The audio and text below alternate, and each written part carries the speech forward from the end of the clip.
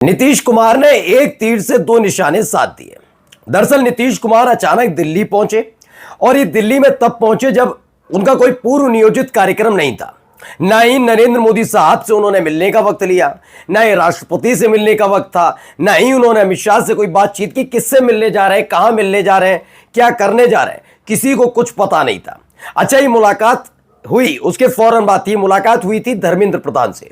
उसके 4 घंटे के भीतर ही वो चले जाते हैं साथ सीधे दिल्ली, और दिल्ली में जाकर एक पूरा का पूरा प्रस्ताव रख दिया जाता है।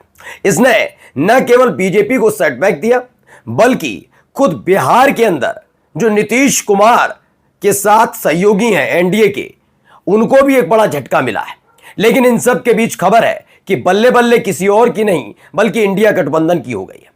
यह बल्ले बल्ले क्यों हुई है और क्यों आखिरकार सुदर्शन रेड्डी ने यह कह दिया कि उन्हें पूर्ण बहुमत मिलने जा रहा है, यानी पूरा भरोसा है कि वही उपराष्ट्रपति बन रहे हैं। यह पूरा का पूरा कनेक्शन आज आपको दिखाने जा रहा हूं। नमस्कार, मैं हूं प्रज्वल गौतम और आज आपको दिखाने जा रहा हूं बिहार चुनाव से लेकर उपराष्ट्रपति का चुनाव, ये दोनों के दोनों कैसे नीतीश कुमार ने एनडीए के सामने फंसा कर रख दिए।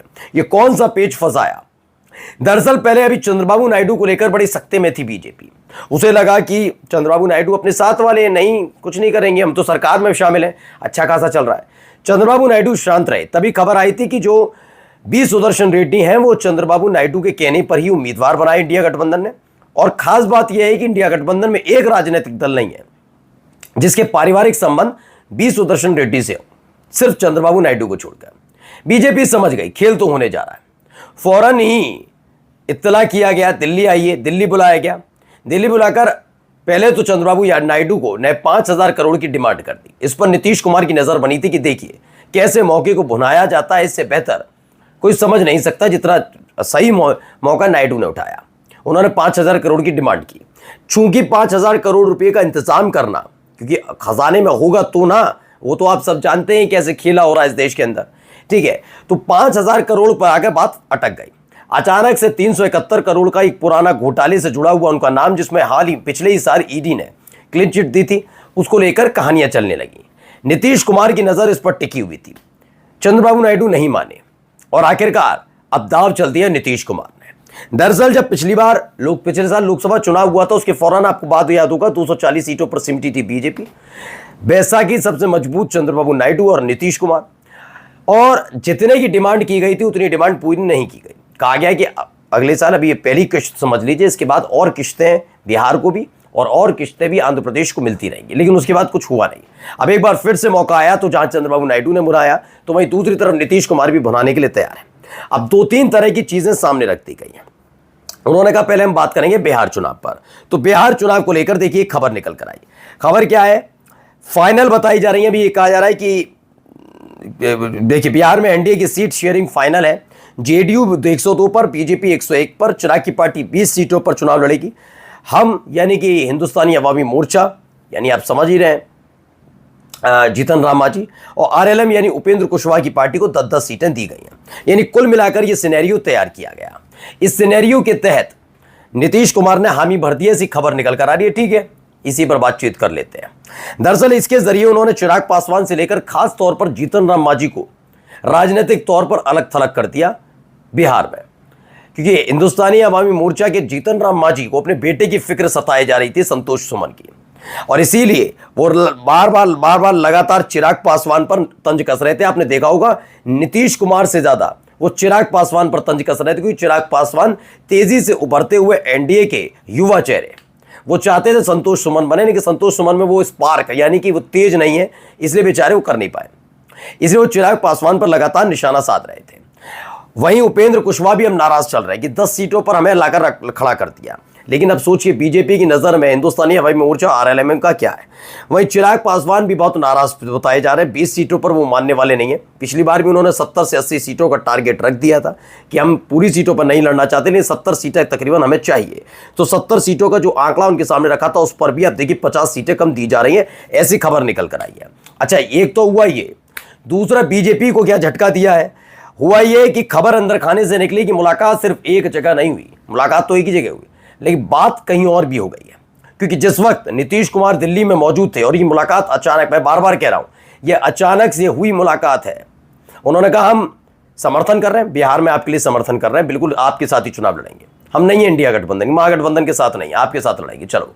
लेकिन उपराष्ट्रपति पद का चुनाव हमें देखना होगा, वो हमारी मर्जी है, हमें क्या करना है इस पर कह दिया। इस मतलब क्लियर नहीं किया कि हम महागठबंधन के इंडिया गठबंधन के साथ हैं या एनडीए के साथ हैं। लेकिन ये बात कितनी और किसके साथ है, ये नीतीश कुमार के बिना कहे सुदर्शन रेड्डी ने क्लियर कर दी। कैसे, मैं पढ़कर बता रहा हूं, देखिए खबर आई, हिंदुस्तान की खबर है, उपराष्ट्रपति चुनाव से पहले बिगड़ जाएगा एनडीए का गणित, विपक्ष के वीपी यानी वाइस प्रेसिडेंट कैंडिडेट कर रहे बड़ा दावा। क्या कहा गया, उपराष्ट्रपति चुनाव से पहले एनडीए का जो गणित है यानी 427 सीटों वाला दावा है, जिसमें से 392 सीटों पर एक उपराष्ट्रपति जीत दर्ज करते हैं, वो बिगड़ जाएगा। ये स्पष्ट है, हम कह दिया, देख लीजिए करना क्या है। दरअसल उपराष्ट्रपति चुनाव से पहले बिगड़ जाए एनडीए का गणित, विपक्ष के वीपी कैंडिडेट सुदर्शन रेड्डी ने जो दावा किया बता रहा हूं। विपक्ष के उपराष्ट्रपति पद के उम्मीदवार सुदर्शन रेड्डी ने दावा किया कि उन्हें इंडिया गठबंधन के बाहर से भी मदद मिल रही है। इस दौरान उन्होंने सांसदों को पार्टी के विचारों से ऊपर उठने की भी सलाह दी है। दरअसल बी सुदर्शन रेड्डी लगातार मुलाकात कर रहे हैं, इतने सक्रिय अपने सीपी राधाकृष्णन को नहीं देखा हुआ। सीपी राधाकृष्णन से मिलने लोग जा रहे हैं। अब ये अंतर होता है, जब आप किसी से वोट मांगते हैं या फिर आप करते, तो ये आपके ऊपर जिम्मेदारी बनती है। यानी आप देखिए, नारा लोकेश क्यों मिलने गए सीपी राधाकृष्णन से, क्योंकि उनके पिता चंद्रबाबू नायडू को ब्लैकमेल करने तक की स्थिति आई थी। ऐसी खबर निकल कर आई थी, हमने आपको दिखाई भी थी। अचानक से सरगर्मियां तेज हो गई थी, हमने दिखाया था ना। वही सारी चीजें हो रही हैं। कितनी जगह सीपी राधाकृष्णन आंध्र प्रदेश में पवन कल्याण से मिले, केसीआर से मिले, चंद्रबाबू नायडू से मिलने आंध्र प्रदेश गए हों, दिखाइए ना। अनुप्रिया पटेल से मिलने गए, जयंत चौधरी से मिलने आए, जबकि उल्टा यहां क्या हो रहा है, यहां पर जो बी सुदर्शन रेड्डी हैं, हर एक राजनीतिक दल जो फिलहाल अभी इंडिया गठबंधन में, कोई 9 सितंबर अभी दूर है थोड़ा, तो उन सब से मिलने जा रहे हैं। देखिए, आप समाजवादी पार्टी से सपा से मुलाकात हुई, कांग्रेस के दफ्तर गए थे, मतलब हर जगह वो जा रहे हैं। माना जा रहा है कभी महाराष्ट्र भी जाना, शरद पवार से मिलना है, फिर उसके बाद शिवसेना, वो जा रहे हैं कि सीपी राधाकृष्णन कहीं नहीं जा रहे हैं। तो ये सारी चीजें नोटिफाई की जाती है कि नीतीश कुमार मिलने इनसे आए, चंद्रबाबू नायडू मिलने आए, तो ये ब्लैकमेल वाली स्थिति है। और ये बर्दाश्त होगी क्या उपराष्ट्रपति एक ऐसे चुनाव में जिस चुनाव में कभी पत्ते नहीं खुलते। इसीलिए जब ये सारी चीजें गतिविधियां चल रही, तो सबसे आखिर में नीतीश कुमार ने अपने पत्ते खोले और इन पत्तों में स्पष्ट कर दिया कि उपराष्ट्रपति पद के चुनाव में वो किस तरफ बैठे। देखिए, नवभारत टाइम्स की भी एक खबर है जिसमें एक सवाल पूछा गया था, एनडीए के पक्ष में नंबर पहले से ही होने की बात चल रही है, इस पर आपकी क्या राय है। ये कोई वेप नहीं है, कोई पार्टी किसी को खास तरीके से वोट करने के लिए मजबूर नहीं कर सकती। राजनीतिक पार्टियां सीधे तौर पर वोट नहीं करती, ये गुप्त मतदान होता है, किसी को पता नहीं चलता है कि किसने किसको वोट दिया। राजनीतिक पार्टी के काम को इस मामले में नहीं आना चाहिए। पार्टियां अपना उम्मीदवार चुन सकती हैं, लेकिन आखिर में वोट तो एमपीज ही करते हैं।